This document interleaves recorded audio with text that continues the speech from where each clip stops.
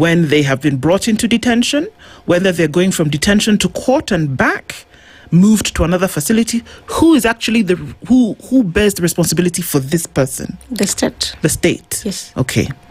Now, one of the things that we have seen is the collapse of processes, whether it is information for investigations, whether it is loss of records, whether it is poor evidence. All of these things seem to chalk up to then not being able to solve a particular matter. When somebody turns up dead, or let me just use the words correctly, when somebody is killed in police detention, for example, again, who's responsible as the first port of call for an answer? If the person who is responsible for moving this person, ensuring that they're safe, who then is responsible when they are dead? Thanks. And this is the very, very person who is expected to secure that particular person. And as we started, you pointed out the case of Alberto Juang in the Central Police Station. And of course, the person responsible is the officer in charge. The officer in charge has to ensure that there are measures in place to secure the safety of the people that are under their custody. And when that does not happen, then they bear full responsibility for their inaction, for their negligence, in case that person, of course, in case the people who are under their custody, their rights are violated or those people are killed.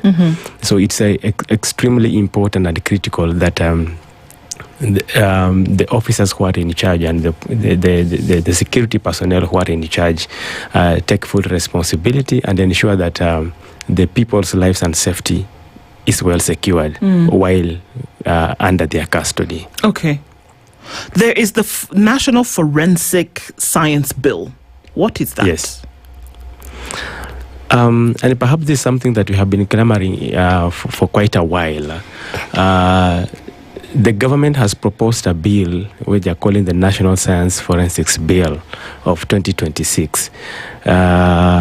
This bill, as proposed, of course, is expected to establish forensics laboratory services in the country that is supposed to aid in unearthing the unexplained deaths in terms of forensics, to support the forensic services that will ensure at least that those unexplained deaths we have those services that are rendered to Kenyans to know the cause of death of those people who die in mysterious circumstances. One of the best things that we know about this bill is that it's going to establish those services across the country.